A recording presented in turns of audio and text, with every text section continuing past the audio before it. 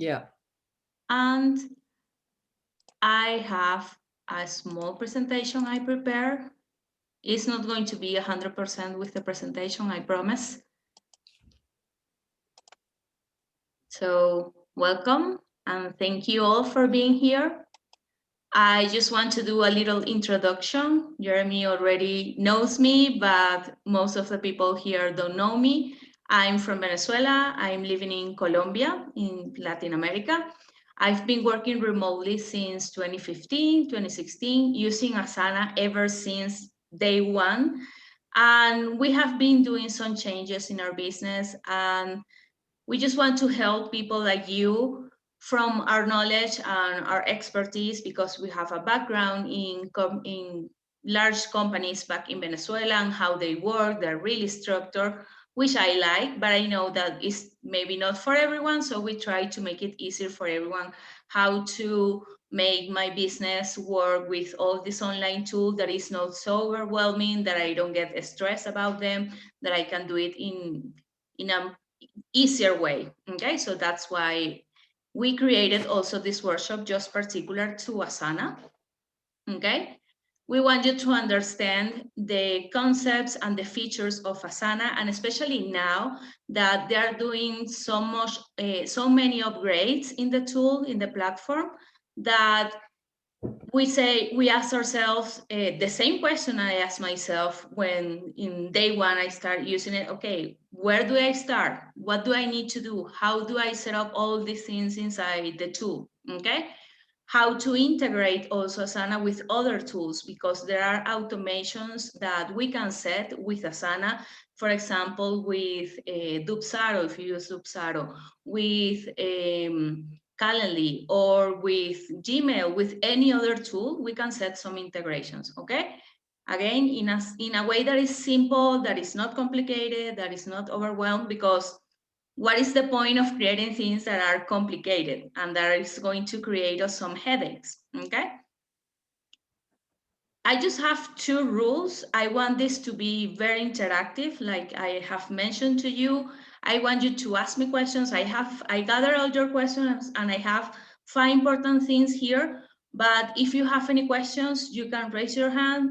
You can leave a message in the chat. I will see it, or just interrupt me. I'm not here to just be talking by myself. If I'm saying something and it's not clear, or you want me to repeat, go ahead and do it, because I don't want you to leave this call and still have the same questions you had at the beginning, okay? I want you to have the answers, or at least an idea on how to do it with the structure you have in Asana, or what you're planning to have inside Asana, okay?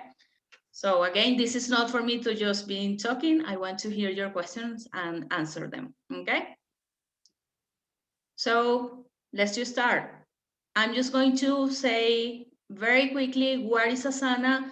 And I say this because I have read and I have researched about a lot of project management tools, and I understand now why Asana says that they are a work management tool and not just a project management tool. Okay, there's a difference. In projects, we only have, okay, this is what we need to work, and these are the tasks, and these are the people that are involved in the project, and that's it. With a work management tool, we have communication, we have messages, we have a way to get an overview of what everyone is doing inside the company, okay? So that's something you need to think about. Implementing Asana is like any other tool. It takes time. It's not something that you say, we're going to start implementing Asana today, and now everyone knows how to use it. It takes time.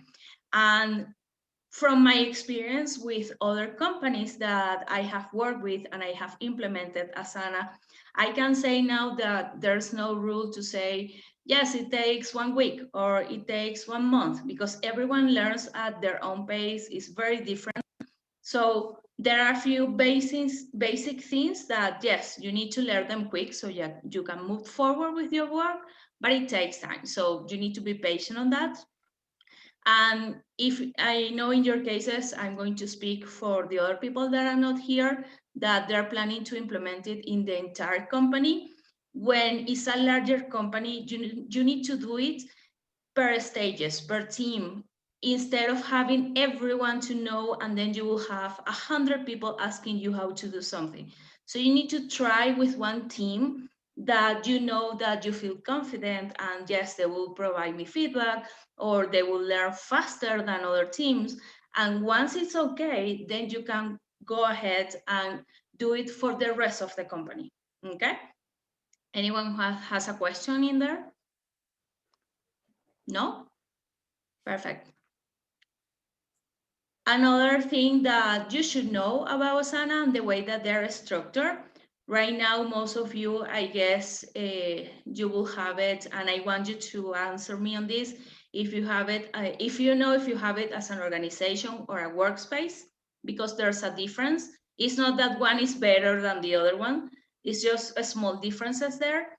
And the best way to know it is if you see when you go to your avatar, and I'm going to share my screen better. So if you come here to your avatar and you see, let's say the domain like you see here, myvirtualpartner.com, this is an organization.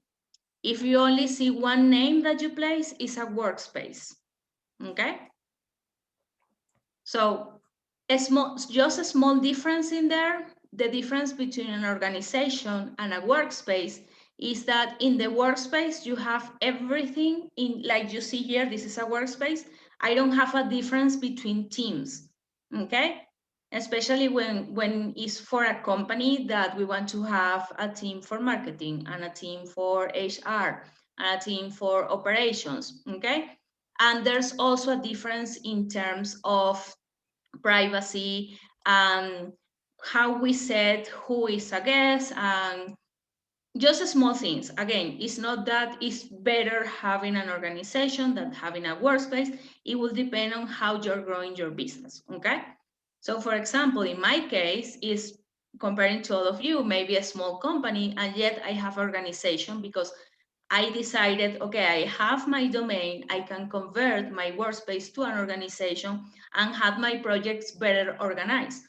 Why? Because I have VAs, I have freelancers that I hire for a particular project. So I have a team just for my freelancers because I don't want them to have access to the rest of my projects. That's an example. So I just have a project for that, for the work that I delegate for them, okay? In the case of an organization, you can have teams that not necessarily needs to be the same way that is your organizational structure, okay? We usually have marketing, finance, operations. We have, I don't know what other team, let's say design, okay?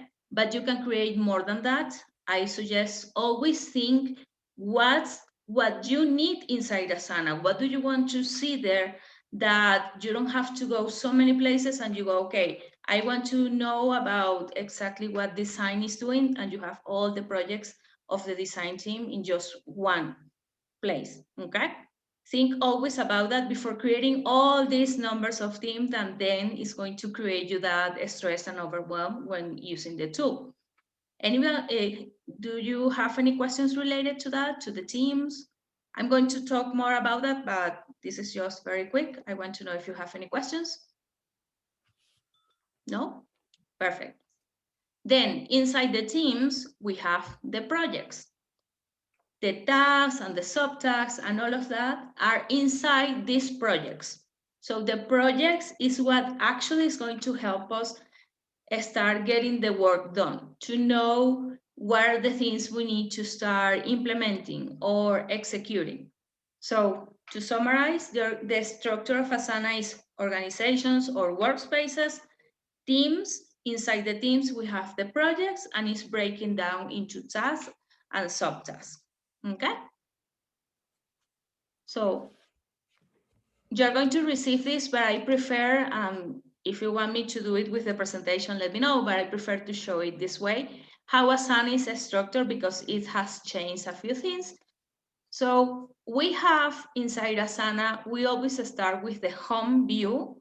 Let me know if you see it here. Mm-hmm. Okay, so the home is the very beginning when we open Asana. we can get to see a quick snapshot of the tasks that are going to be due soon, okay, assigned to us.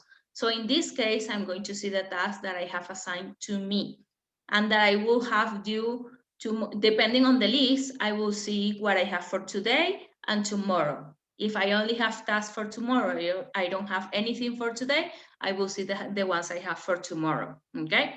So I have a quick overview of that. Then I get to see if I save and if I have any project that I have saved as favorites, any tags that I have also saved as favorites, and I will talk about this too. And then any recent projects that I just, I open them or work on them. And honestly, this part, I don't find it helpful, but the tasks you soon and the favorites, yes, because are the things that I want to know right away. Obviously, if I say something as favorite, it's because it's something that I will be working on every day, okay? After that, we have the My Task section. I know all of you here have been using Asana for some time, but I have the two people I have that will receive the recording, they start using Asana after March 8th, and there's a difference there. This section of my task is going to be changing progressively. Asana launched at the beginning of March an update on the My Task section, but it's going to do it per phases because it's going to be for everyone and it's not easy to migrate this. So right now you are seeing it like a list, a checklist of all your tasks. You get to see the due date, you get to see in what projects you are having this task, and if you have any tag for that, okay? This is what you see right now. What you're going to see eventually during the following 4 weeks, it's kind of the time that they send, and I will share with you the blog where they're keeping these updates. You're going to see it this way. You're going to see it like a board where you will see the tasks that were recently assigned to you, the tasks that you have to do, the ones that you are doing, and the ones that are done. You can change this. The idea and the reason why they are doing this is because they have been gathering all this feedback, and not for everyone likes just a checklist for the My Task section. There are people that like more the Kanban style and that you get to move around and know exactly the things you need to do, okay? So these are very similar to the sections inside the projects. You can just double click and change what you have here. By default, it will be to do, doing, and done, but you can change it, okay? These are the tasks I need to do. Or maybe you have some tasks that you have them like on hold because you are waiting for someone. You can just move them and say this is on hold, okay? You can change it.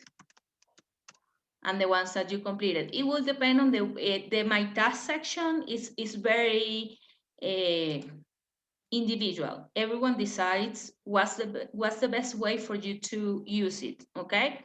Because the idea is that you make it in a way that makes your day easier, that you don't have to be looking around where you have your things. For example, in my case, I don't use what Asana has right now in the My Task that you see today, upcoming, and later. Maybe all of you have it in that way, okay? Because it's set by default in Asana. I don't use it. I prefer to see a checklist organized per due date. It works better for me because I manage multiple clients, I manage multiple teams. So I just want to see what I have for today. Obviously, this is an example team that I have, and all this task doesn't make any sense, but it's the way that I have my own Asana. I have, okay, these are the 3 tasks I have for today, and that's what I'm going to do. Okay, I don't need to look for anything else. So that's something I want you to think about. What's the best way for you that works for you? That it might be different from other people that works with you. Okay. Any questions so far? No? Perfect. The other aspect we have here when we go to Asana is the inbox. And here also I have a few tips, and I will say why. The inbox in Asana is the same that we receive on our inbox in our emails. Gmail, G Suite, Outlook, whatever tool you use for your emails. So by default, and I want you to answer me this, if you are receiving right now emails for every task you have in Asana, for any comments that someone leaves to you inside Asana, okay, so there's something there. There's people that likes to receive the emails because they are not every time inside Asana. I don't like to receive them, and I know that like 90% of the people I've worked, they don't like to receive the emails because they say, okay, yes, but I have them on the inbox. Why do I have to receive them on my Gmail too? And now I have more emails to delete. And that's something very simple to stop if you want, and I can give you a few seconds if you want to try now. You will go, there's two ways to do it. You can do it here in this menu at the end, you see three dots, and you go to manage notifications, or you can do it in your avatar, my profile settings, and then you will go to notifications and just unmark and select the options to receive the emails from Asana.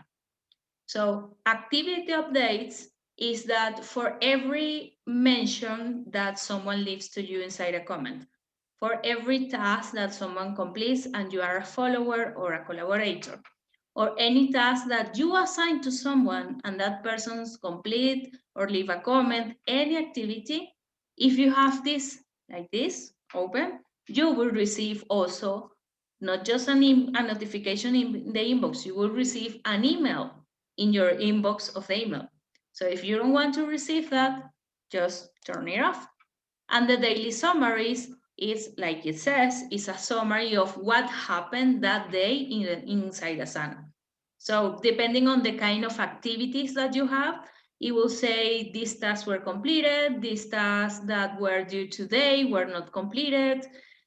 These were the people that leave you comments inside Asana. These are the tasks that you have for tomorrow, things like that, okay?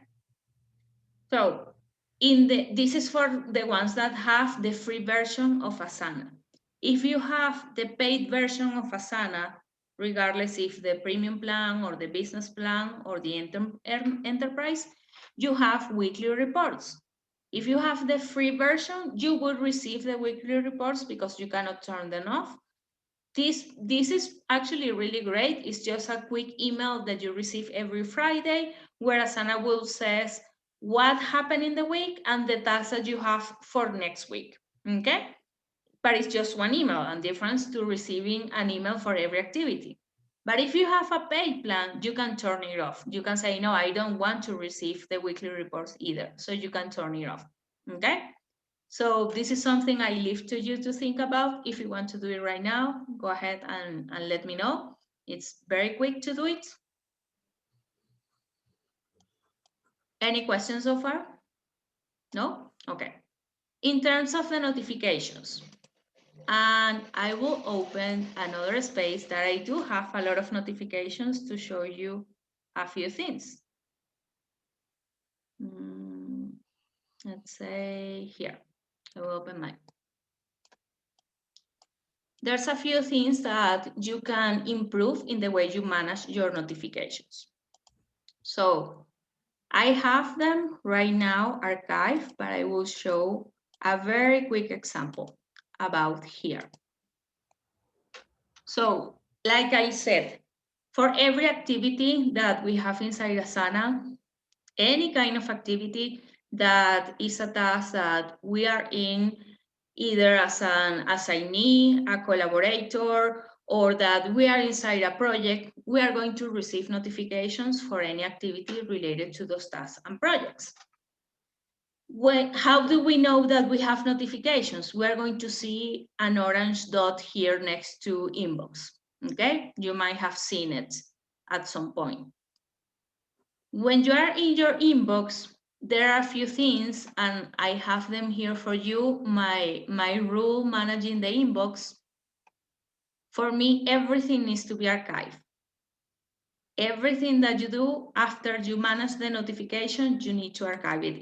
It's pretty much the same philosophy I have for my email. I keep my emails. I hate seeing emails in my inbox. I don't like it.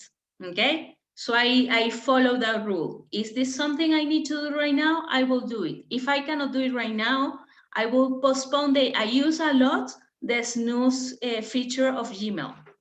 Do you know about that feature in Gmail? I will show you about that later. That will be an extra. But I will do this. I do the same with the inbox inside Asana.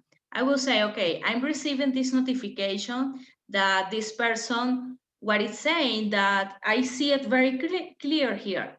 The task was completed, he completed, and that's it. So, okay, I know he completed this task from this client. I don't need to do anything else. I come here and I will archive it. I don't want to see it anymore here. It doesn't mean that I will delete it. I can see it if I can get it back in the archive. Here I will have all the notifications. I have a story of, I don't know how many years of notifications here, okay? But I just don't want to have it here because it doesn't make sense anymore. I already know what happened, okay? And again here is a task that he completed, okay? Nothing more to do, I will archive it. Let's say that instead of completing the task, he left me a comment. He said, okay, he didn't complete the task. The task is incomplete, and he left me a comment. So what I will do is reply to the comment here. I will say, okay, I come here, I will tag him, leave the comment, I will have to leave, I will say comments, and archive the task. If he replies, I will see another notification for that. So I don't need to have that notification there. Because the one that I received that he left me a comment for me to answer something, answer a question, or reply, I already did the action I needed to do. Okay? So I will receive a notification once he gets back, okay, yes, thank you, or yes, this now is completed. So I don't need to leave it there. Okay? Let's say that, okay, this task is assigned to him, and again, it's incompleted, and he left me or not a comment, and I do want to follow up with this because it's really important. I do want to follow up with this, but leaving it in the inbox, I may have the risk that I forget what is the task I want to follow up with. So in that case, what you want to create is a follow-up task. You see here, I have three options. I have create a follow-up task. Let me know if you see it here.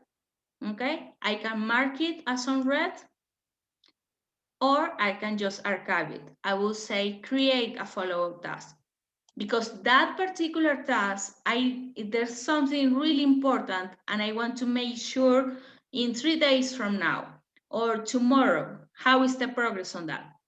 So instead of leaving it in the inbox that I may forget, because it happens to me, I use the follow-up task. And it's just like that. Like you say, follow up all. I don't have to do anything else because everything is inside that task. If I want to remember something else, I can just add it here for me.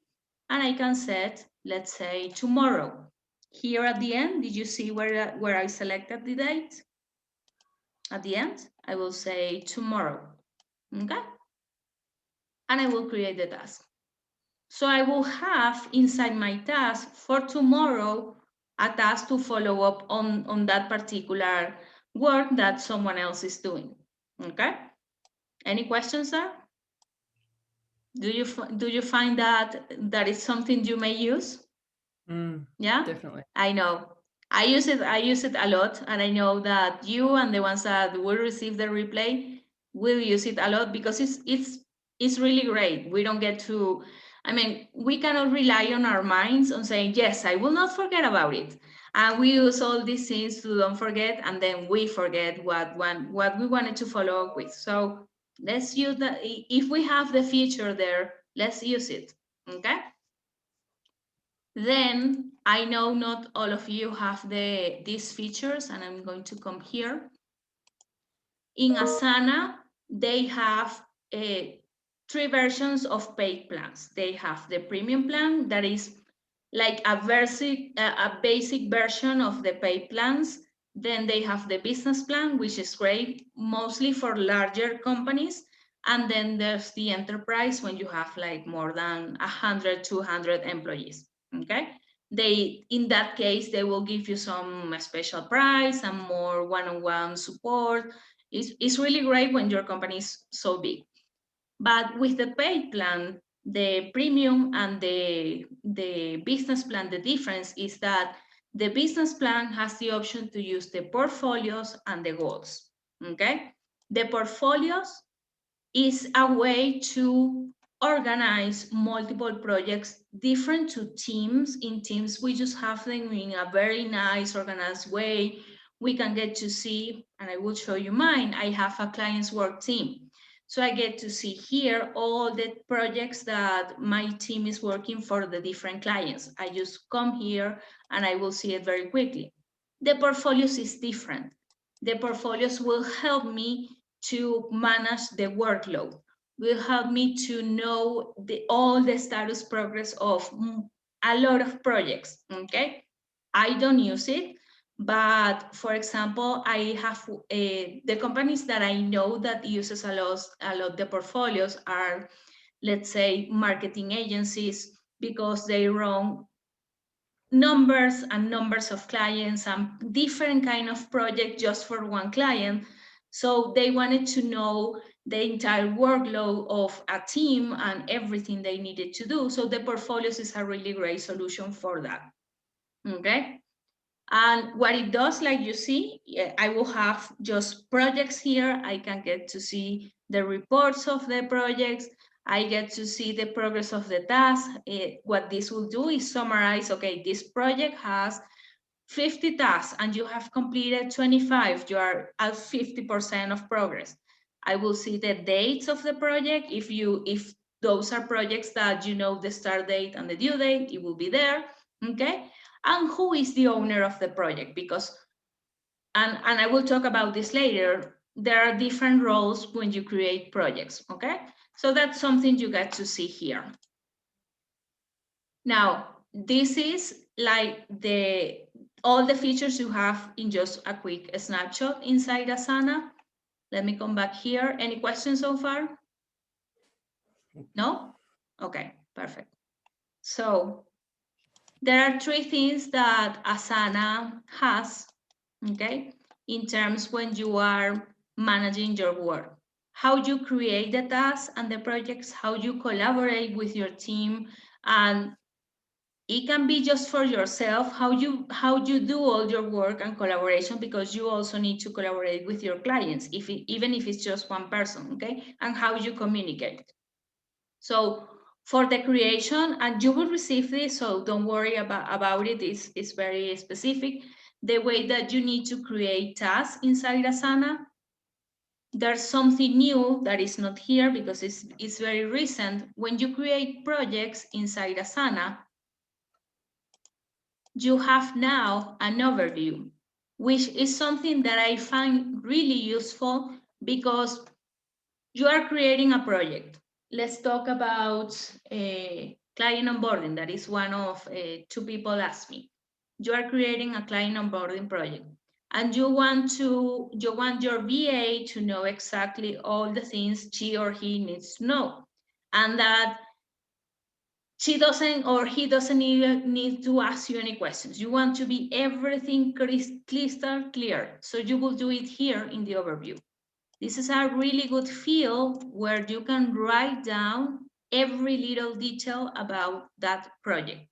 You can use, like you see when you're writing, you can tag people, okay? So you can tag someone, you can tag any other project or task or team member, okay? So think about it when you're creating projects. Okay, what do I need to communicate to my team creating this project for them to understand everything related to this? So in a way that they don't need to ask me anything because everything is really understandable there, okay? Once you do that, then you're going to set the roles for the project. This is what I was saying related to the project ownership.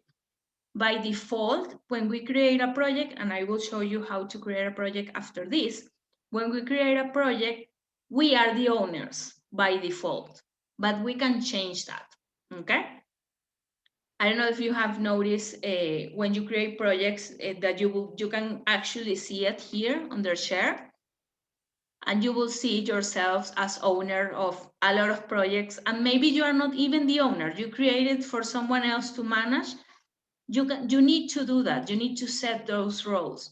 You need to say, okay, here at the end where you see project roles, you will add all the members. The members will be everyone that is involved in that project, okay, regardless if just need to do one task or multiple tasks. Everyone needs to be here, okay? And then if you click on top of the name of the person, you can change the role, okay?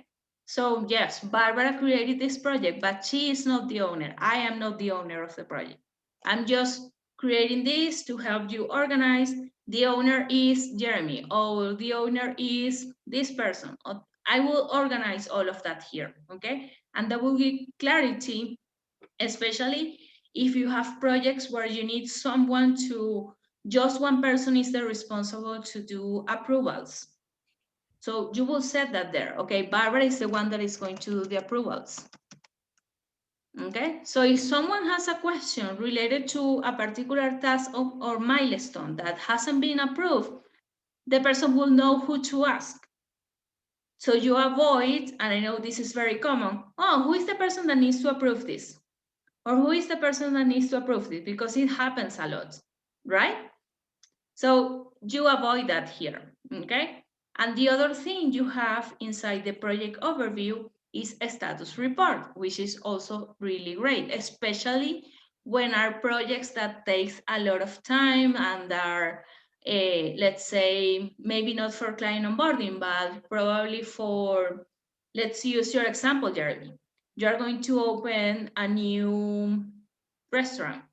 So you're going to create a project for that, for everything related to the opening of that restaurant, okay? And you want to keep everyone updated, or maybe not you. You assign someone else as the owner of that particular project. And what that person needs to do is come here to the project overview, and where you see here, what's the status? Do you see it? Okay, that person will say, okay, what is the status this week? Okay, we're on track. I will choose on track, and it will open this, and I will summarize here what happened during the week, okay? If I don't, let's say that you assign it to me, and I don't want to forget to do this every week because I don't even want you to ask me about it. I just want you to receive your status report every week. So they have this philosophy that everything needs to be updated every Friday. So if you see here at the top, remind me to update every Friday. Do you see it? Mm-hmm. So if I turn it on, I will receive a task on Thursday afternoon, late afternoon. Hey, remember to update this for tomorrow. Okay, Asana will remind me on that. And I will come here, I will add a title for the status that I'm giving to the person. I can add dates. I don't need to add dates. I can add attachments, okay? And then here I will outline the summary. This is how it looks for the free plan. It's very simple, yet it's really good. And I have worked with people that has the free plan for years, and it works really good. I have had it since recently. I kept using the free plan, okay? And it works. It will depend on the things you need. If you have a paid plan in Asana, and let me come here, in the overview, when you create the status, okay, you choose if you're on track, at risk, off track, or on hold. You have the same options that you have in the free plan. You get to add attachments, you get to have a report, but you have more things to have on your report just to make it nicer. You can have, instead of listing all the tasks that we're completing on the week, you just drag them. You will say, okay, the task completed in 1 week. And I will, what we accomplish, I will move it this here. Okay, so it's more a nice way to see the report. But again, it works okay with a free plan. Okay, any questions so far here? Okay, and after the person completes the report, just click on post. This is something I always say. When you are doing a comment or a conversation or a report, you need to post so that people see it, okay? It's different when you are creating a task. When you create a task, you don't need to save anything. But when you are leaving a comment or leaving a conversation, a message, or a report, you need to click on post, okay? And you see it here. You see here where it says on track. I have the status report there. Once I have more reports, I can see the entire history of reports. And let me do it again. I have it there, and if I click, I will, right now it's just one, but I will get to see here all the list of reports I have done ever since we start using it, okay? So maybe someone else wants to recap something that happened 2 or 3 weeks ago, you can get to see it there, okay? Any questions so far? Is this something that you would like to use, that you think? Okay, so that's in terms of the overview of the project. When you create projects, you have 4 different kind of views. You have the list view, you have the board view, that is columns similar to Trello, okay? The timeline, this is for paid plans. The timeline will give you, do you know about the Gantt charts? It will be a Gantt chart, okay? It's really great, especially when you have projects that has different stages and maybe you have a lot of dependencies. So it's great to have the timeline. Not necessarily for all the projects. You always need to think what is the purpose of the project and what would be the best view for you to use, okay? And then you have the calendar. The calendar is just to have an overview of what do I have for the week and how we are plan for everything that we have for the project, okay? There's something here with the calendars, and this is my own personal suggestion. I don't integrate any calendar from Asana with my Google Calendar. The reason why is because, and they haven't finalized working on this feature, when you have tasks inside Asana and you integrate it with your Google Calendar, if it's for a project or my task anyway, you are going to see it just at the top. You know, when you have your calendar on Google, it's only going to be at the top. So there's no way for you to move it and say, yes, I want to have it. You have to do some extra work there, which I find that it takes actually more time and it's not really useful because I don't want to sweat. I mean, if I already plan everything inside Asana, I don't want to go to Google Calendar and move everything there, okay? So it's my own personal opinion related to that. They haven't finalized improving that area. I hope they will soon. Okay, and the other reason why most people integrate not the projects but the my task section. I don't know how many calendars I have seen that they will go and synchronize the my task section with calendar, with their Google Calendar or Outlook. And the more tasks you have, the more time will take to actually integrate and you get to see all the tasks inside there. So it's just a nightmare for me. If you do it and you find it useful, share how you do it with me, because for me it's not useful at all. Okay, you get to see it here. You get to see in your task, your calendar, and you see the workload of everything you have for the week. So you have it here and you have it per project. If you go to a particular project and you go to calendar, you get to see all your tasks there. Okay, so again, make it simple, don't complicate things. Think what's best for you in terms of that, of the views, okay? Now, creating projects it's actually very simple, just creating the projects, but you need to think before creating a project, okay, what do we need to do? Who are the people that is going to be involved with this project? What are the specific sections that we need for the project or the stages that we need for the project? And what do we want to manage inside the project? Okay. I touched about the client onboarding. This is something I manage inside Asana, but there's something else I do there because Asana, even though I have created some small CRMs there, is not a CRM. It's only to manage the work of the team. Okay, so I have two things. In my case, it will be integrate Dubsado with Asana because I want to send my clients the contracts and the invoices and all of that. Okay, I do that in Dubsado. I also do it because having all-in-one, they really don't work so well, and this is something I apply not just to Asana but any other tool that I use. So I prefer to use the tools that are right for that. And if in my case, Dubsado will save me time because I have already saved all my templates for the emails and the contracts and all of that, what I will do is integrate it, and I have inside Asana the internal tasks for my team. Like, for example, follow up and make sure that the new client is receiving the invoice and that they sign up the sign of the contract. If I have, for example, when I work with larger clients, we give them a gift. So that's a task I have inside Asana. I don't have it inside Dubsado because I use Dubsado just for client management. Okay. So you need to think of that. What are the things that I need? And then that will give you the answers. Okay, what I will create inside Asana and what it will be easier with another tool outside Asana. Okay? Because sometimes we want to push to have everything here, and then actually we're just making it complicated. Okay?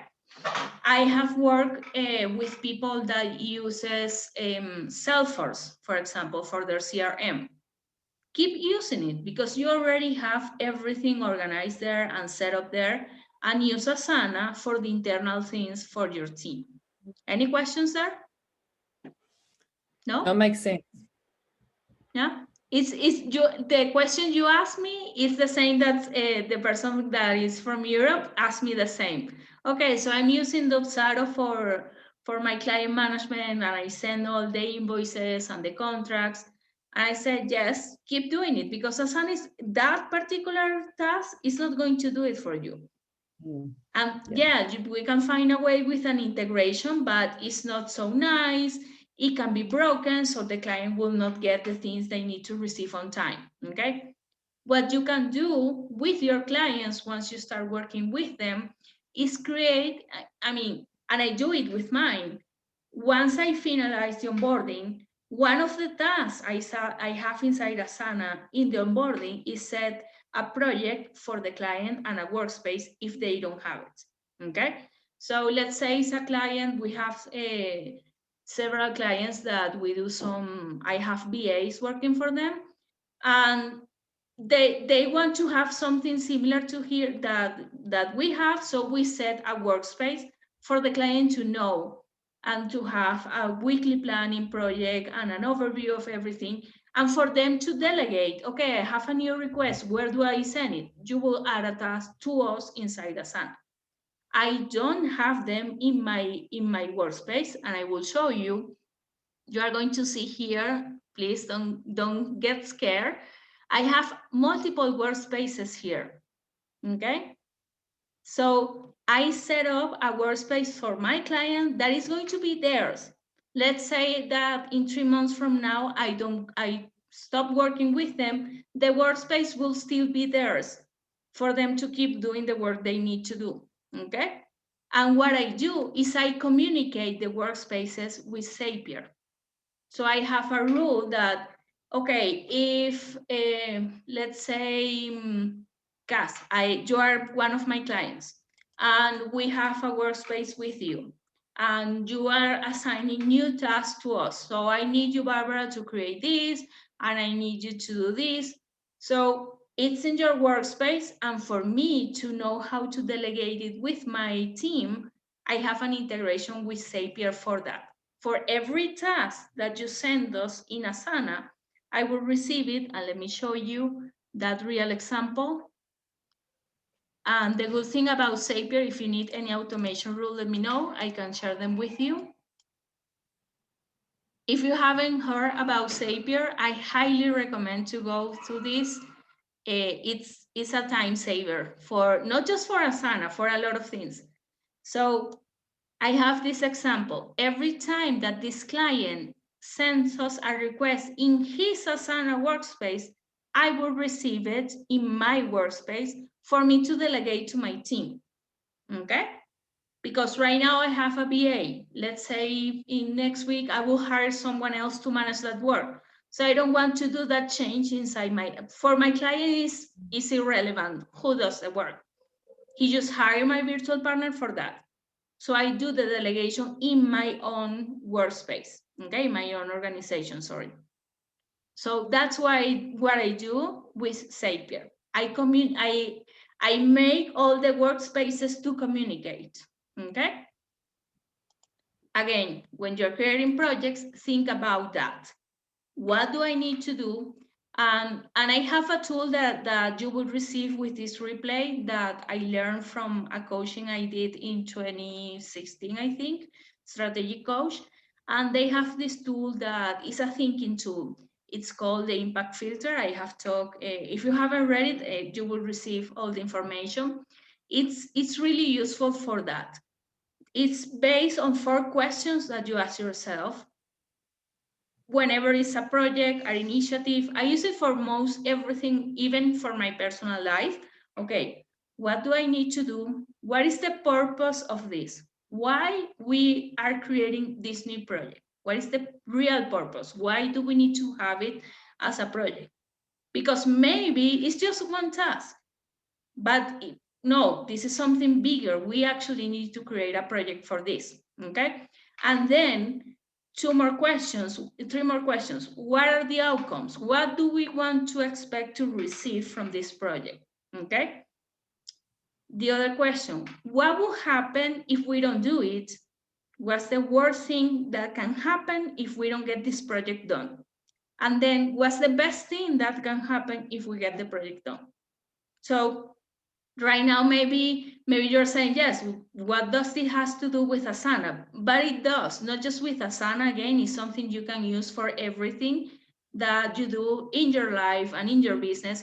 It really helps because, and I have seen clients with thousands and thousands of projects that maybe at that point it makes sense, but now you can just archive it because the project already completed and everything, the purpose behind that was already achieved.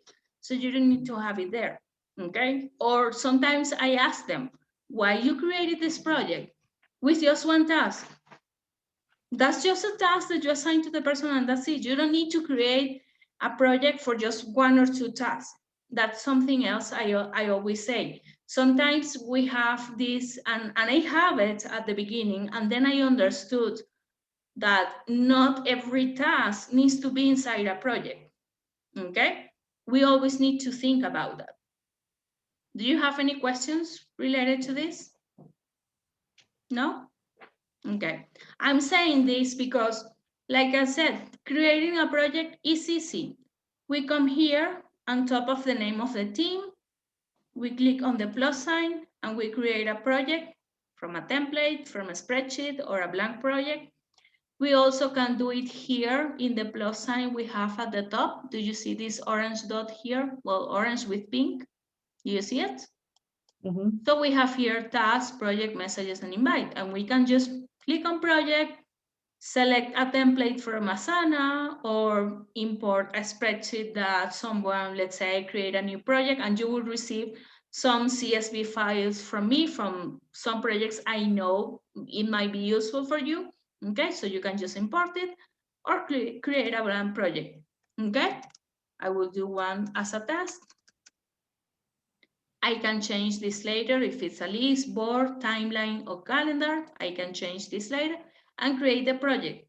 So doing that is easy.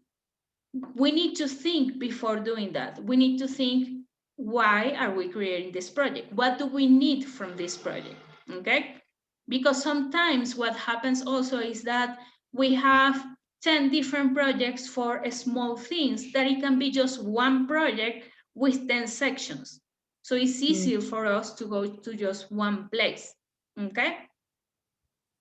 Another example, I have, and I talk a lot about marketing agencies, is the ones that I have worked the most, and the ones that I have seen that make so many mistakes inside Asana. They create a project for content creation, another for blog, another for the email marketing, another for the post of Facebook, another for the post of Instagram. And they have like 20 different projects that it can be just one project with sections. So you have your content marketing project. Let's use that example. Content marketing. Okay? And we create sections. We use the sections for that. Because when I see the projects, they don't have any kind of organization inside the project. They don't use the sections. So it's all these 10, 20 projects with 3 or 4 tasks that it can be just here. So I have the blogs, and I have Facebook, and I have email, and so on. And inside this, we have the tasks that different people needs to work related to that. Okay? That's what I want you to think about. Okay. Does this project, it really makes sense to have it this way? Maybe, okay, I have these 3 projects that can be just one. And it's less things you need to see because you will have everything in just one place. Think about that, okay? Think about how you can make all your projects more in a way that is simple for you and for everyone. Because if we see it and it's overwhelming for us, it might be also overwhelming for the rest of the people that works with us, okay? Do you have any questions related to this? Yeah, go ahead. Quick question for you. So we use sections. We basically have our project set up, and I work with Jeremy over at Dynamic Hospitality. Yeah. I'm the marketing director, so I do more of like the front end marketing. So we have a marketing design team set up, and then for each specific venue or restaurant, we have a project set up for it. And then within each project, we have different sections. One of the biggest things that gets us like bogged down is, let's say we'll create a section for St. Patrick's Day. St. Patrick's Day is over. Our promotion was this weekend. There's no way to archive though the sections. So we typically delete it. It'll keep all the tasks, but delete the section name, and it takes it out of the section. Is there a workaround for that? No, you can delete it, but okay. Maybe what you can think, and remember me please, because I don't have it right now. Are you using the free plan or a paid plan? No, we have. You have the paid Jeremy plan. Premium or business? The business. Okay. So, and I know maybe this will be more useful for you because I have created, make use of the custom fields for that, for the Mother's Day, St. Patrick's Day, all of that. And let me show you how to do it here. No, here. Okay. So let me come back. Let me see if I have a marketing project to do the example with you. If not, don't worry. Let's use this project. Okay. So in your case, instead of creating sections for that, what you can do is come here to customize. Do you see? And then you are going to add a field.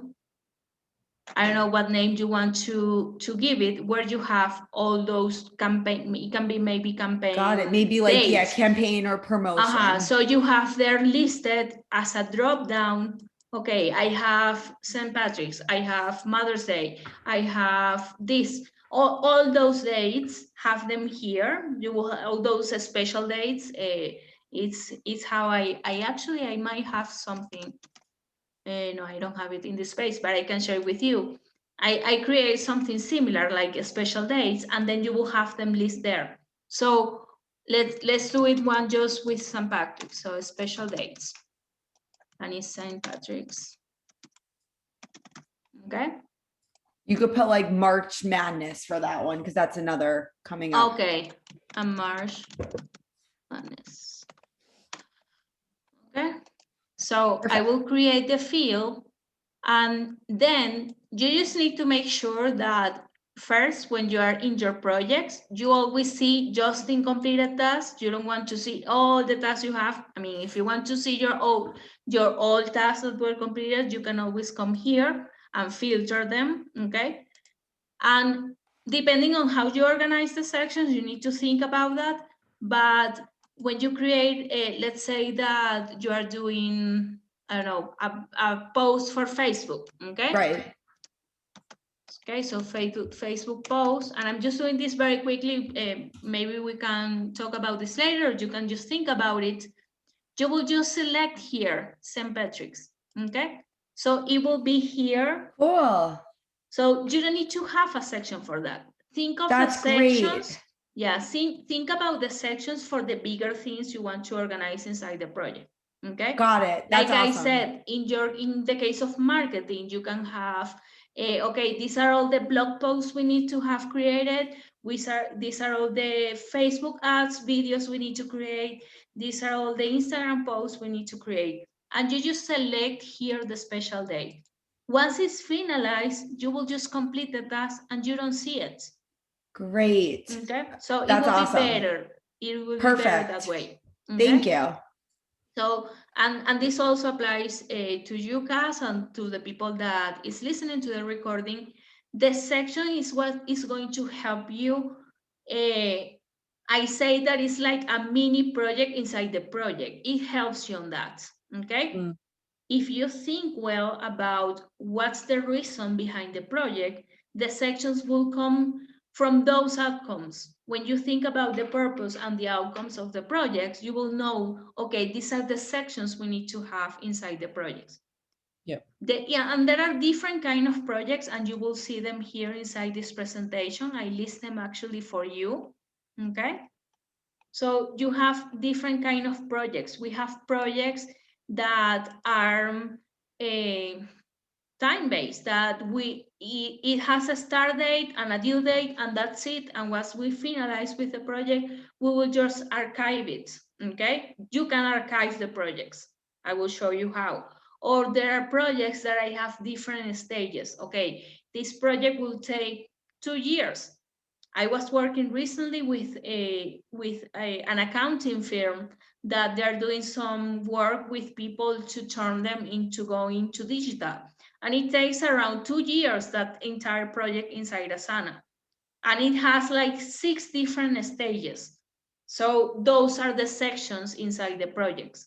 We have a stage 1 and all the tasks that are relevant to stage 1, and then stage 2 and so on, okay? Or you can have projects, in your case, Lindsay, the one you asked me, is very similar to this, because it's a project that will be always live, people will always be collaborating, so you don't need to close it. It will be, maybe eventually you need to add more sections or more custom fields, depending on how you're using it, okay? So those are like the main projects Asana has for you to create, okay? When you are doing it, and when you think really well about how to create the project before creating the project, if you have the free plan, it's very basic. You don't get to have the custom fields, or that's the only thing you don't have, but there's always a way to manage that, and I will show you here. I created a project for this, for someone that doesn't want, is not right now at the point to upgrade to a paid plan, business plan, or premium, whatever, because it's just 2 people, but they want to have visibility on what those 2 people are doing. So I told him, okay, you can use tags. You don't have custom fields, but you can create tags. And what you need to do for yourself is, what are the most important tasks that you want to follow up with, and save them as favorite, as you see here. I told them, okay, you want to see every time, everything that is urgent with the tag that you selected urgent, that if you have a pay plan could be a custom field, save it as favorite here, okay? And I will show you. This is an example. We created tags instead of custom fields. And what I do with the tags, I don't know if you notice, it has a P and an S. So at the beginning, let me know if you see it, please. Yep. So these are, I like to create a lot, and I don't know if any of you does this. When I set names for things, I want them to be very similar. So every tag that has a P at the beginning is a priority tag, okay? So level of priority, high priority, medium priority, or low priority, okay? So you are using the free plan, you don't have custom fields, create a tag, but with certain rules that you always use the same tag. And the S is for status, that usually if you have a paid plan, you can have a custom field for that. Don't worry, create a tag with that, but I use an S at the beginning. So what will be the status? If it's completed, on hold, in progress, if it's, I don't know, let's say, those are like the most status I use, but it will be that example, okay? So I do that when I create a tag inside Asana, because what happens is that we may forget what's the name of the tag we created, and we can have two tags with a similar name, okay? So I try to avoid that. Whenever we are creating tags, I apply the same rule when creating custom fields with a paid plan.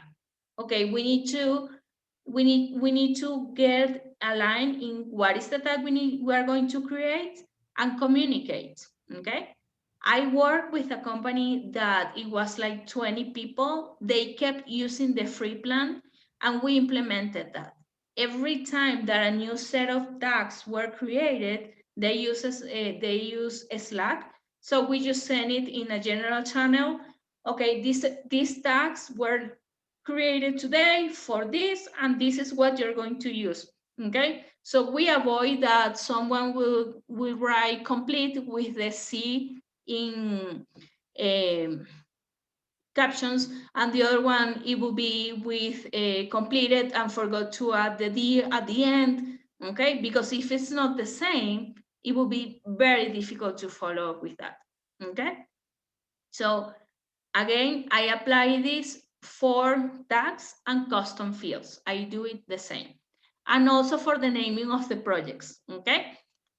If you have, let's talk about clients, forecast. You want to manage all your clients' work inside Asana, okay? So what do I do? I have my clients, like you saw, my clients team with the projects, but I add the name in very short version of the name of the client at the beginning, and what is that we are going to do in that project. Because we may have two different projects for the same client. We may be working on creating the website, and that's a lot of tasks that we need to handle just for that. And then we are also setting up all the backend of the finances for the client. So that's a lot of set of tasks. And I don't want to get confused. So I have the initials of the clients for that at the beginning, and then what is it that we're the purpose of the project, okay? So those are things that you need to think about in that, okay? I have a question here. Okay, you need to go? Well, you will get the recording, and any question Lindsay can ask them, okay? Thank you for being here, Jeremy, okay? I want to know if you have any questions. I can be talking a lot, I know I can extend, but I want you also, like I told you, to ask me. Yeah, go ahead. Can you hear me? Yeah. Yes. So I was just wondering if, for example, Myself and the other lady here today were to join you today as clients, for example. Would you set us both up with a workspace in your Asana account? And would that workspace then appear underneath your profile picture where you keep going to? Yeah. Yeah. I will have it here. Yeah.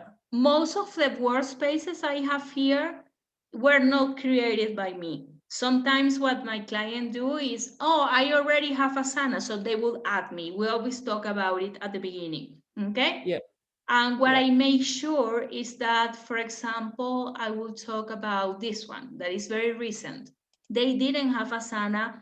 They didn't have it, because if I know that the client have any idea how to set it up, I would just tell them to do it and then to add me, okay? Is what I do. But if they don't know how to do it and it takes time, it's too overwhelming, it will depend on the client, I will do it for them, and then I will have a 5 minutes call. Okay, I set all this up. Now I'm going to make you like the owner of this because I set it up as a workspace and you wanted to have it as an organization and it needs to be your organization. So I will go to, well, I don't have it right now in this case, but I went to the admin console and I made them the owner, the administration. You can, let me show you where. Here. Here in your avatar, you will go to the admin console, okay? And that there is where you change. You can have, you go here to, you see here the members, the billing, this is the billing owner. Here, you change here, okay, I don't want it to be an organization, it's going to be a workspace, okay? And wait, that I forgot. No, 1 second, sorry. Sorry if you can hear my dog snoring in the background. No, don't worry. I have mine there too. Is sleeping. If you hear the noise, it's her sleeping. Don't apologize for that. Don't worry. Okay, here. Under, I don't see it. Okay, I don't get to see it right now and I don't want to take time, but I will record a video how to do it. It's very easy. And let's say that you have more people and you don't want to, and this is very common, maybe for Lindsay will be also useful. Usually the owners of the company were the ones that set up Asana at the beginning, but they don't want to handle all the members onboarding and offboarding. They can still be the owners of Asana, but they can set someone else to be the admin of Asana, okay? So you can have someone else to help you manage all the admin work of onboarding and offboarding of Asana.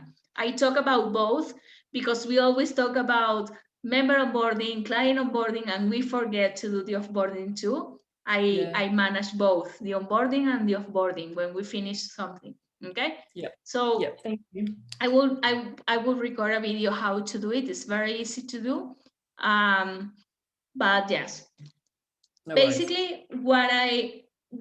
And let me know if I forget something. Okay, one very specific that someone else that the one that is going to receive the recording asked me, and I think as you asked me also very similar to this, you will have people and you want to delegate the work, you want them exactly to know what they need to do, okay? So besides creating the projects, this is a different kind of projects that I'm going to show you that it will be maybe the best solution. Since I created, I really like it.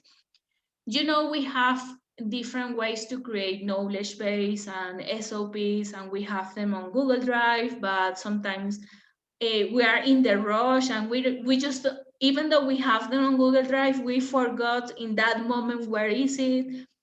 You can have a knowledge-based project inside Asana with that information, okay? And that once you create it, that should be part of your onboarding for that team member to get to know that knowledge base, okay? For example, I have, let me show you here, company SOPs. I call it very simple. in a board view, because I create the sections for the teams. So this company will have a section for all the SOPs of marketing, all the SOPs of operations, all the SOPs of finance and HR. It's a bit different because I use it in 2 different ways. Okay, it's a big SOPs and it has videos involved and everything is in Google Drive. So I will create a task with the name. In this case, the name of the task will be the name of the SOP. Okay. Yeah. Let's say is how to create an email campaign, for example. Okay. I have it there. And let's say, okay, I have all the videos because it's like 3 different videos and 2 different documents. It's on Google Drive. You will go to attachments, you will go to Google Drive, and you will bring the folder, okay? If you have the option to have everything saved on the cloud, on Google Drive, on Dropbox, or OneDrive, if you use Outlook, for the people that are listening to the recording, use that. Why? Because it will be online. If you have it on your computer and you upload it, it's okay, but the person needs to download in their computer. And every time they want to go back there, it's a new download they need to do. So for some things, I recommend to use the cloud for that. So, okay, I have everything in this weekly newsletter folder as an example. I will just click one time and select and click on select. And here I have the folder. So the person that wants to know how to create an email campaign will have everything inside this folder. And they can just come here to click on open on Google Drive and it will open the folder. Okay? Yep. And they will find everything there. Yep. The other thing I add, this is one example when I have everything there and I don't have to do anything else. But let's say for the client onboarding, and I talk about it a lot because I use it very, very usual. I do it in a different way. Okay, so I will have how to onboard. No, it says actually client onboarding is a task that I save as a template, okay?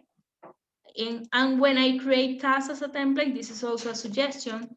I will say template. Do not edit like in big captions, okay?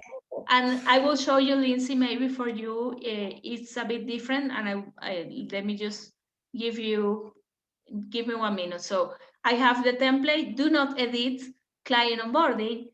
And instead of sending the document because it's something that you just want to replicate and do, I will create the subtask with the 4 or 5 steps to do. Okay, you need to do step 1, step 2.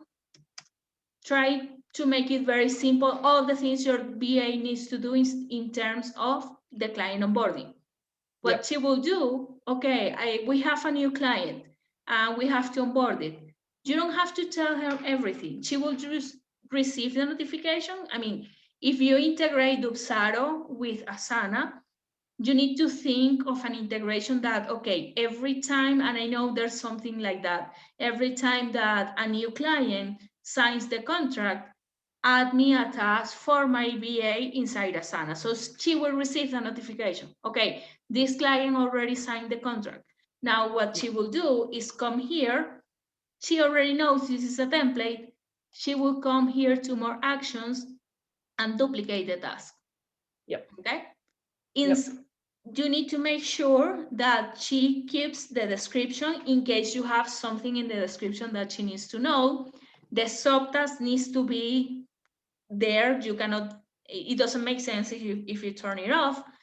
The attachments, if you have any, let's say you have one of the steps is create a folder in Google Drive to save everything related to the client, keep it there, okay? It will depend on the things you have. And then she will just click on create a task. So you don't need to remember her or he all the things that needs to be done because it's already here, okay? Yeah. So when I create knowledge bases and SOPs, I try to think of that. Okay, what would be the easiest way for the person to know? Maybe I just need to send the video. So it will be in a how-to task. But if it's a process, like in this case for the client onboarding, I will create a template with all the steps involved in that process so that people can easily replicate.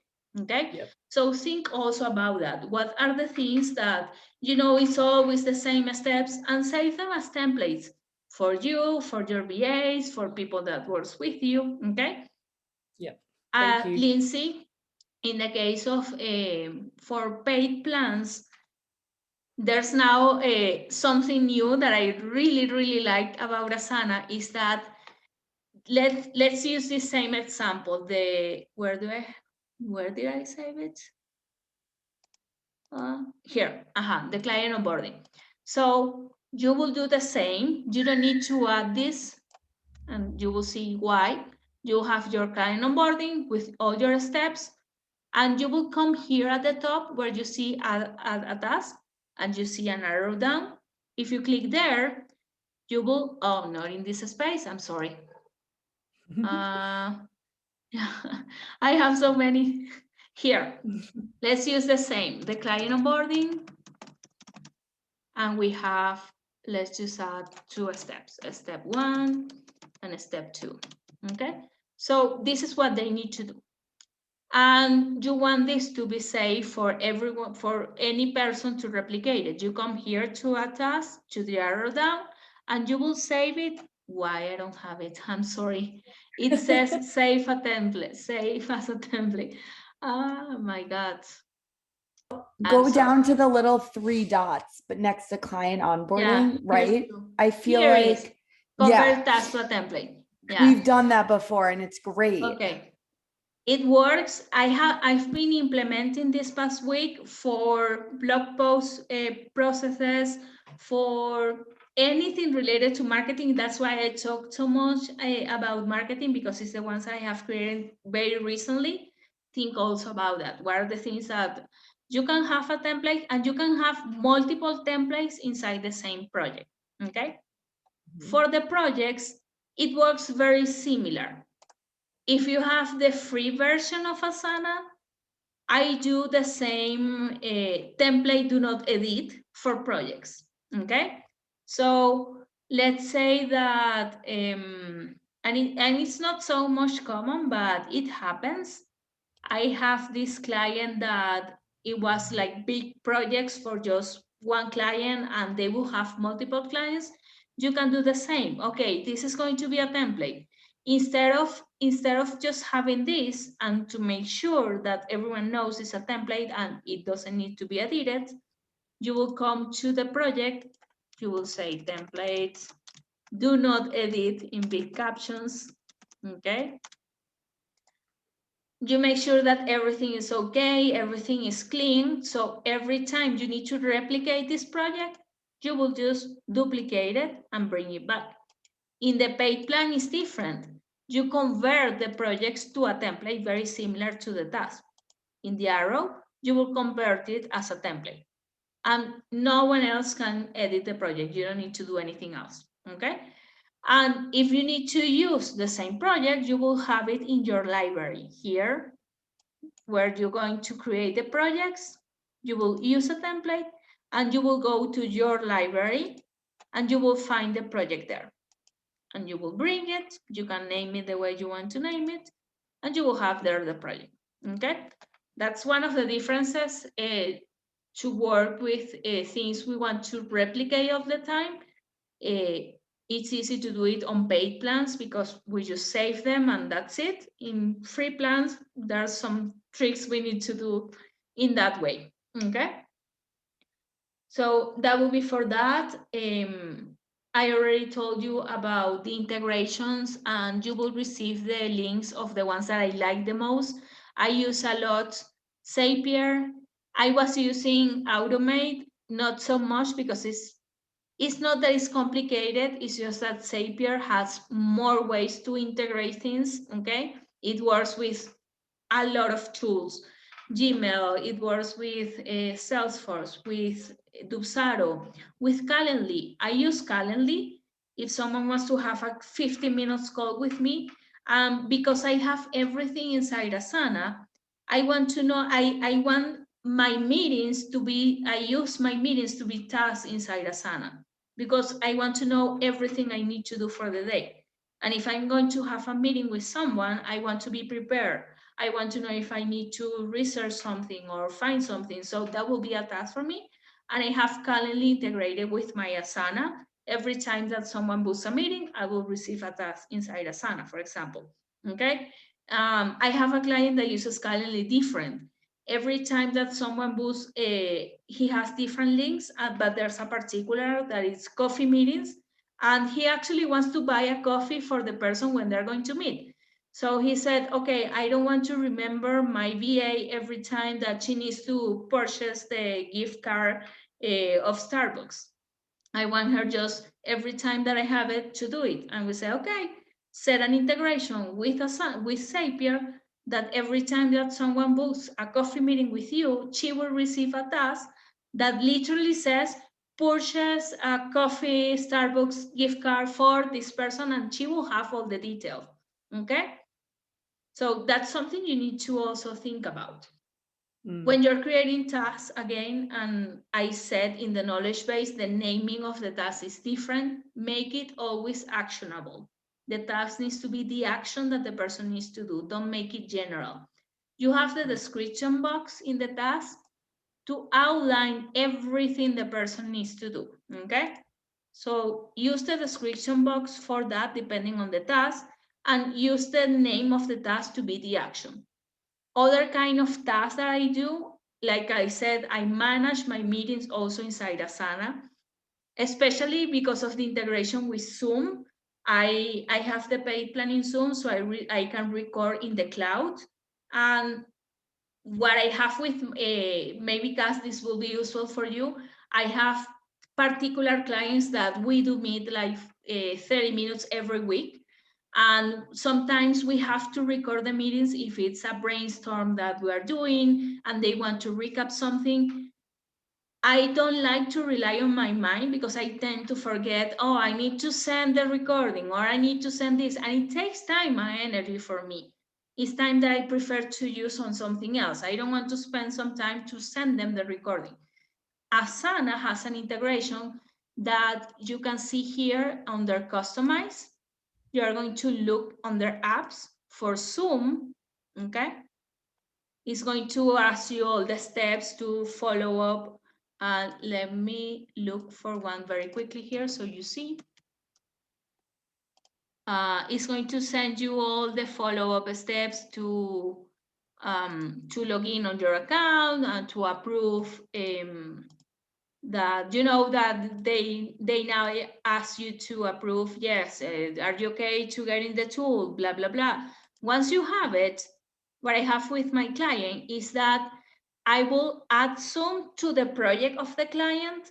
And then because it's a meeting that we have every week, it's always the same link for Zoom. You know, Zoom saves you that. So I will just add it here.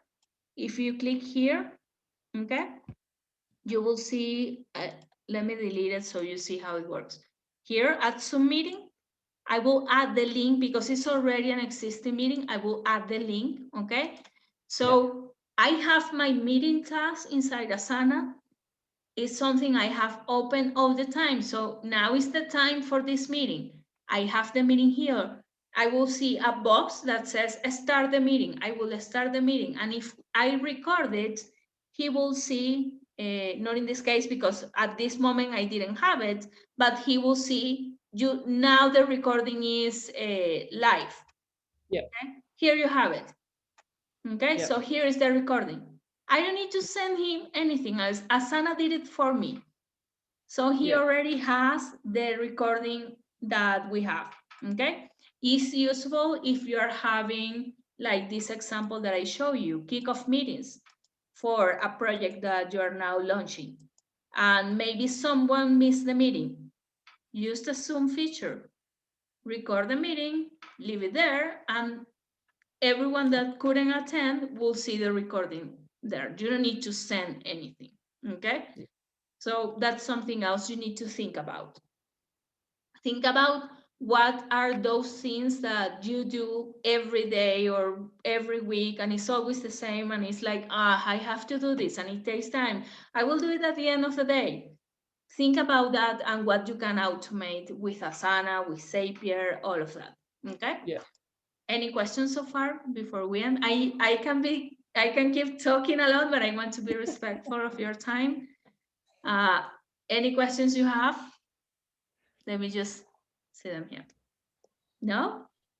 No questions? I think I just need to get in and play. Yeah, now you're going to have more questions. Yeah. Yeah, we've been using this on our team for about, I want to say, more than a year.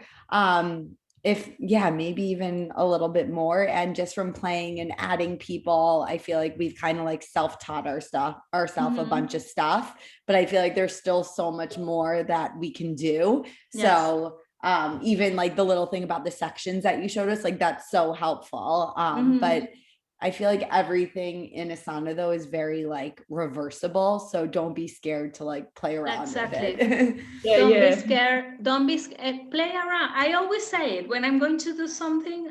My husband is my partner in this business, and he always say, "Oh, you're playing around with Asana."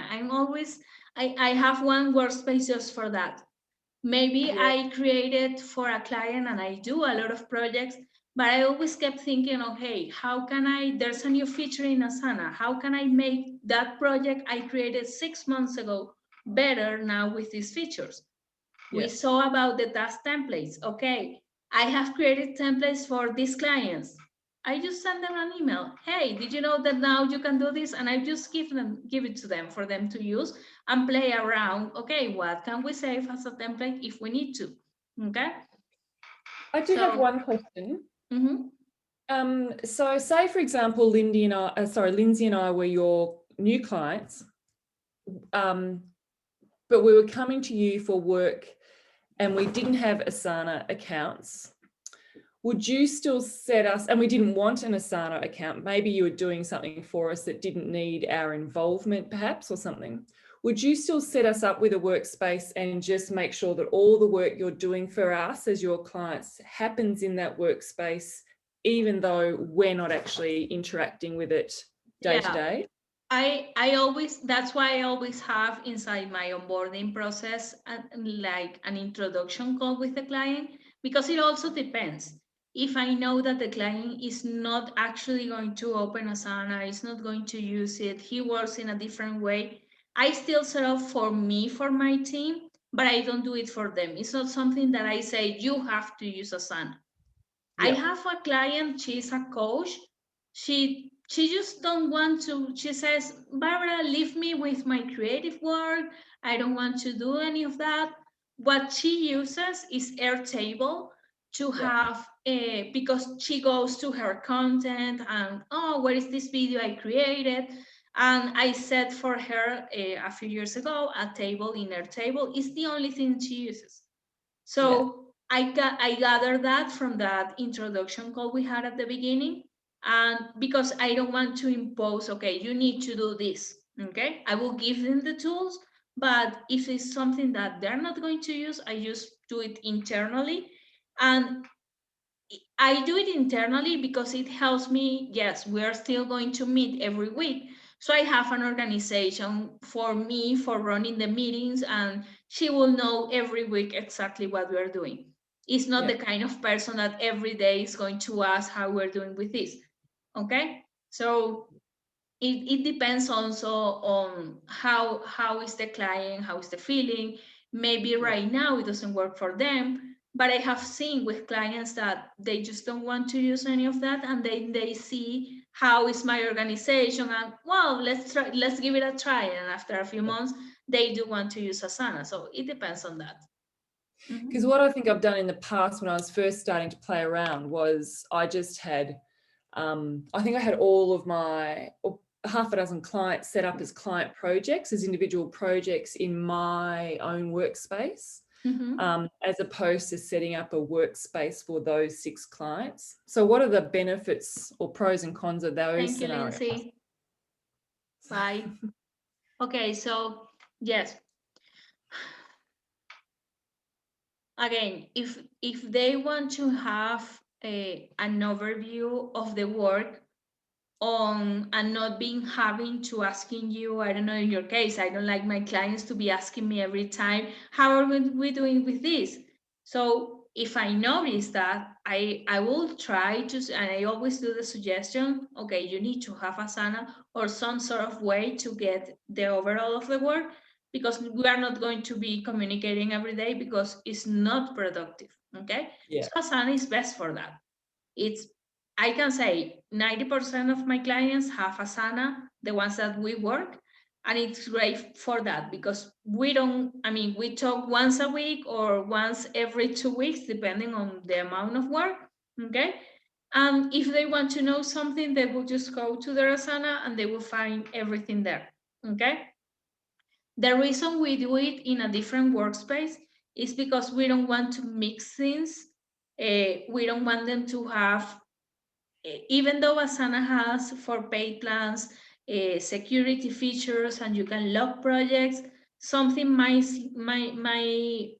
not be private because we've just forgot to do it. So we don't want them to have any access to that. So it's just in a separate workspace and our own company workspace, and we just connect them with Zapier. Okay, we do it for that reason mainly. Okay. Yeah. And considering we always think of the future, consider eventually right now they're just small, they will be growing and they will have more people. It's for them. It's theirs, it's not ours. Okay? Yeah. It's for them to have clarity on the work, to even they can get better organization on their day work, not just the work that they're doing with us. So we do it mainly for that reason. Okay? Yeah. I touched a lot about your questions because they were very similar to mine, and I have all these questions when I start working. So yeah. Yeah, it is, because and even the way you were describing how you put the letters of the client in front, I've got my own style of doing that too, just so it's easy. I can see a pattern and the pattern makes sense to me and it's easy to identify what that task. Yes. I do the same thing with my electronic filing in case I accidentally file something in the wrong spot. It's like, oh, Yes. that's not what it's supposed to be. Yes.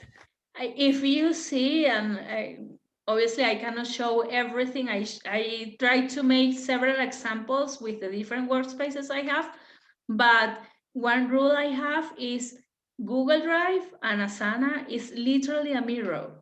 So if one file or folder has this name, it's the same in Asana, so it's easy to find things. When we have these rules for namings, for projects, for tasks, tax is different, like I told you in the call, it's different because it will depend on what we need to do and the nature of the project.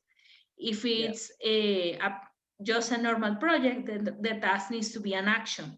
If it's an SOP, so knowledge base, it will be what's the how-to or the guide to do this. It will depend on that. Okay. Yeah. If it's a meeting, it's the name of the meeting that you're having. And what it's in Asana is the same I have on Google Calendar because it comes from there. Okay. And I'm I have this conversation with a client like 2 weeks ago. Well, at that moment, he wasn't a client yet. And he told me, okay, it's just that I get so overwhelmed with the meetings I have, and then the agenda, and then this and that. And I say, I know in big companies it's totally different. I worked for 15 years and I know it's a nightmare because sometimes you just can't have it on the cloud or it needs to be in this specific way. But it's your business. Make it your own way. What works best for you. So in my case, if you see my Google Calendar, I will have, maybe not for this workshop, but let's say I will have a one-on-one consultation with someone. I don't have in the name one-on-one consultation with Barbara. It's not like that. It's very specific, like it's in Asana. Okay, it's a one-on-one consultation for this, and this is the outcome we're going to get from the call. And I use the description in the agenda, and I will outline there the things we're going to discuss so I don't miss anything. Okay. And it's easy for me to to make sure that what we're going to talk during that hour or 2 hours, it gets done, okay? Yeah. That I Yeah. don't forget anything. And Yeah. it's easy for me when I see my calendar in the morning, that is the only time that I see it. Okay, I have these calls and these calls and these calls. On the opposite, like I did it maybe 3 years ago when I did this change, I would just have a meeting with Barbara, meeting with Catherine. Okay, what is the meeting about? What do I need to do? So I use like the same for everything, for email, for Asana, for Google Drive, for everything, the same philosophy. So it's easy to work without feeling stressed, overwhelmed. Yeah. All And of that. especially now. Well, I think because I've been working remotely from home since 2015. And last year, I know everyone had to change to working from home. And I was already used to all of that. And people told me, oh, but I feel so overwhelmed with the Zoom meetings and with this. And I don't know what time I need to do this. I'm like, okay, calm down. Let's do this. And let's small changes with it, with Asana and with Google Calendar. And now it's better to work. So Yeah. like I told you at the beginning, sometimes we want to push to have everything perfect. It doesn't need to be perfect. It needs to be in the way that is easy for you. That you just open, oh, this is what I have. Like, it's actually relaxing to see it that way. For me, it relaxes me. Yeah, absolutely. Because my thing is that I want to, so I've got this, it's not even a business, it's just sort of an overarching entity, if you like, or a philosophy that I live work, and that's called Bold Life Enterprises.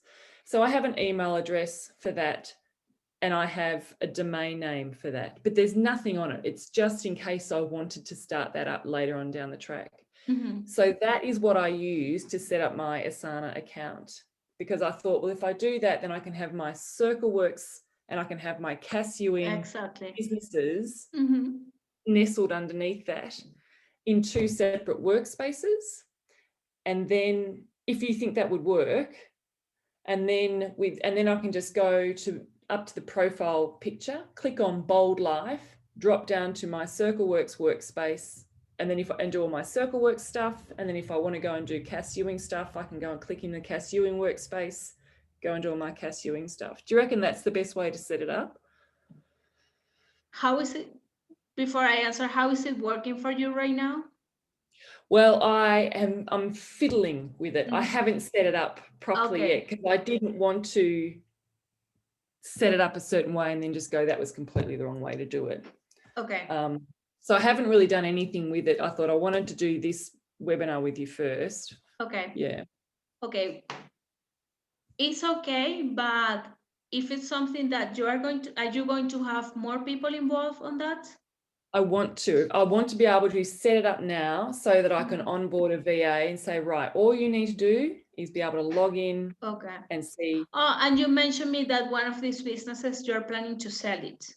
Yes. Okay, so in having that in mind, yes, it makes sense to have them in different workspaces, because let's say once you sell the business, it's easy for you, you have everything there, you don't have to move the projects, and you can change. Okay, now it's not me, you are the owner, and you just contact Asana support and they will help you around doing that changing of the domain, if it's a different domain, whatever. Having that in mind, it makes sense. My suggestion, so that you know your overall work for the 2 businesses, is maybe the one that you are planning to sell in the future connected with the one that you are going to keep for yourself while you keep working on this. Okay? Yep. For the main thing. So you go to one place to have the overall of how your day is going to be. Okay, I have this task from this business and I have this task from this business. It's something maybe you can think about. Okay? Yep. I will send you, all of you in the recording, the link for the integrations I use the most with Zapier. I like it also because of that. Once you click on the link, it's going to, you will have everything set up. You just need to log in your Asana or the tool that you use, okay? This one that I'm telling you, I use it a lot. I communicate my clients' workspaces with mine. Okay, so I have a small projects, and all the tasks that they assign to me in their workspaces or their organizations, I will receive a task here. Okay, it's easy for me because I get to see, oh, this is something I can delegate, and I will reassign the task to someone on the team. Or, oh, this is something I can do. I will just do it and then complete the task and leave the comment. It will bring me the link of the original task, and I just click there and go, and it will drive me to my client's workspace, and I leave a comment or complete the task there. Okay. Yeah. Gotcha. So that will be my only suggestion. Maybe you can try it. I mean, once you set up both workspaces, try with one project that you have in the one that you're planning to sell, see how it works, and then you can just replicate it for the rest of the projects. Yeah. Okay. Yep. Oh, that sounds good. Do it that way and let me know how it goes. Yeah. But no, that sounds good. mainly for that, because I use a lot the my task section. It literally I have everything there, and when I say literally, I don't check my email every time. I mean, I said this to my sister a few weeks ago, that she sent me an email, and I told her, okay, you are lucky that I'm just happening to see my email in the middle of the day and reply to you, because I don't usually do it, because I want to be productive with my time and I want to get the work done. And I'm like, okay, if I can have everything done by noon or 1 p.m., I will have the rest of the afternoon to work on my business, because I need to manage my business. Okay. Yeah. So I don't check my emails every time. So that I don't forget, because I don't want to forget and I don't want to miss, someone might send me an email during the day. I have a task inside Asana that I need to check my email. Okay. I do it so that I don't forget. And I say, oh, yes, and I did it. And it's great because I got into that routine years ago. Since I started working on this, I wanted to know where I was spending my time. So for me, it's something I did it for myself. I started using HubStuff, tracking everything that I did during the day, since I started until I finished. So I said, okay, I spent this amount of hours on this. And now I got into that habit that I have HubStuff has actually an integration with Asana. And I just click on play and it will track me the time of what I'm doing. I don't have to write anything. I would just say, okay, this is the project I'm working on, and this is the task that I will do. Okay. So I know exactly where I keep doing it because I started as a routine just to know how was my day. And now I keep doing it because I want to make sure that I'm doing the right things at the right time, that I'm very, very efficient with my time, or maybe something I budget that this project will take me 6 hours. And now I see that it takes more time. And no, it was actually done in 2 hours. So I get to see that comparison. Yeah. And if you don't have those metrics, it's hard to tell, isn't it? Exactly. You can't tell. Exactly. Yeah. So yeah, I'm the business owner and I keep doing it just because I want to know where I'm spending my time. Not to say, oh, I want to know the exact hours that you work. I don't care about that. I just want you to know, because I don't even check them. I ask them for everyone on my team, but I don't check them. I just if I send you a task and it's due for tomorrow, I just want it to be done for tomorrow. I don't care if it took you 6 hours to do it or 1 hour to do it. That's on your own. And that's what you need to track and see. Oh, it took me 6 hours. Can I do it in less hours? Or why it took me 6 hours? Because I got distracted, or I do this, or I do this. Okay. Yeah. So it is for them to be efficient, not for me. I don't even check the hours. I don't care about that. Okay. Yeah. So I have that. I manage, like I said, everything on my task section. ever since I heard of Asana that if it's not in Asana, it doesn't exist, it's basically that. If it's not in Asana, it's not a task. Yeah. I worked with an e-commerce company for around 3.5 years, and it was a nightmare. Slack messages, emails, WhatsApp messages, Asana. And I got to a point that I said, okay, I will do just what I have in Asana. Yep. And then they brought the integration of Asana with Slack, which is amazing because it's very similar to the integration of Asana with Gmail, that you said, okay, if it's an email, then you will just click in the Asana button and it will create a task. You will get it's very simple to do. You will get with the replay the link for that, okay? Yeah. I also use it when I'm checking my emails. Sometimes those emails are tasks. Yeah. Sometimes it's a client that, even though he or she uses Asana, it will send me an email. I'm like, oh my God, you have Asana. So I will just send it to Asana. I don't care to do it. I will just send it to Asana.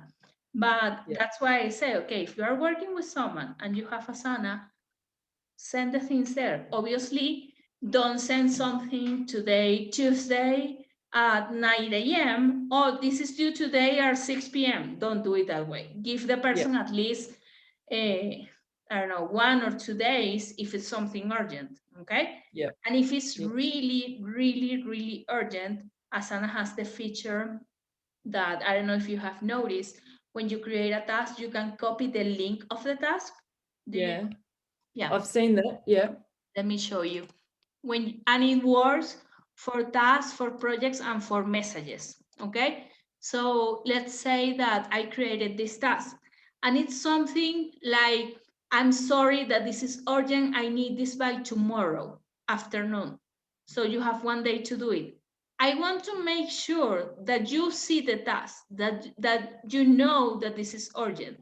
So whatever tool you use to communicate, whether it's Slack, Telegram, I use a lot of Telegram, I just like it, or WhatsApp, that I really don't want to see my WhatsApp. I use Telegram for communication.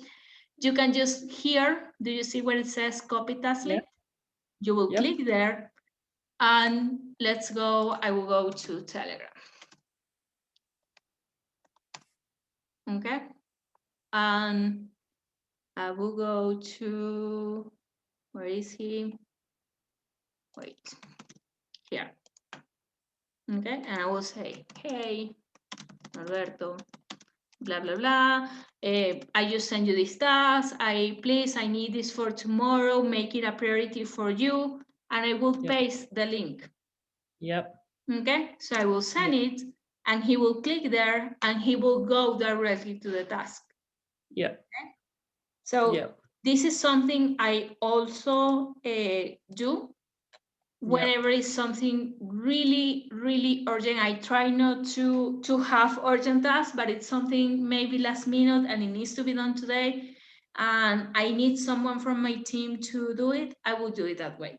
I want to make, even though I know that they, from time to time during the day, check on Asana, I want to make sure that that particular task, they make it as a priority among their all tasks. So I will send it through a message, hey, I send you this task, please make it a priority, and I will paste the link. Okay. Yeah. So that's something else I use, not a lot, but when I have to, I do it that way.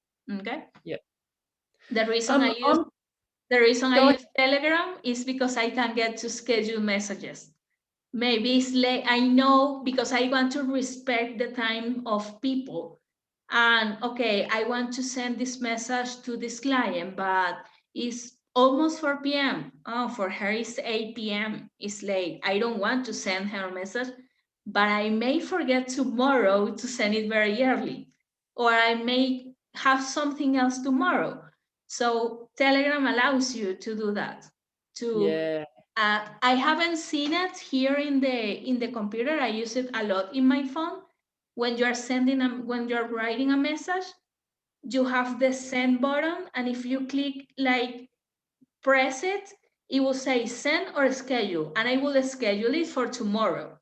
So I already sent it, okay, but she or he will receive it tomorrow, okay? Very similar to Gmail. You know, in Gmail you can schedule messages. It's very similar. So that's why I like. It's one of the reasons I like Telegram a lot. Yeah. More than WhatsApp. Yeah. I'm going to have to go. Yes. I extended myself another 30 minutes. Very generous. It's very generous. Thank you so much for that. It was really fabulous, and I look forward to getting the slides and things as well. I will share everything, all the resources, and there are some projects. I'm giving them to you in case you need them, or if it gives you any ideas or inspirations. So you will have the video how to import them in your Asana if you feel that you need them, okay? Yeah. Are the projects that I have created for myself, and a particular project based on all the attendees, what they asked that they needed. So it's based on that. I selected what would be like, okay, they might need projects like this, okay? So you will receive that. You will receive the links for the integrations I highly recommend to have. In your case, I recommend, if you are using Dubsado, keep using Dubsado because it's great for that. And then just integrate it with Asana for the things you want to delegate for your VA or someone, okay? Yeah, perfect. But keep using Dubsado because that's the purpose of that tool. I tried to use Asana to send an email, but it just doesn't work for that. It's not for that. It's to manage the work. And I understood that, okay? Yeah. So yeah, I hope you find this really, really useful. Let me know how it goes. Ask me questions, okay? I've sent all of you, I've done these workshops before, but now I'm adding something else that I created a Telegram channel, because if someone asks me a question, someone else may have a similar question. So I want to send them to everyone, but I don't want to fill your inboxes with all of that. So sometimes, and I like to use a lot, Loom videos, 1 or 2 minutes to show you around. So I will send those answers in that Telegram channel. So you will receive the link if you haven't subscribed there. It's a very new channel. I will start with all of you, and I will start sending, maybe I see a new tip about Asana that you can implement. So I will send all of that there. So you don't have your inboxes full with my emails. Okay. Excellent. Thank you very much. No, thank you all for being here. And thank you for the ones that are watching. I hope you find this also really useful. You missed it, that being here and asking the questions. Yeah. All right. Okay. Thank you very much. Have a good day. Goodbye.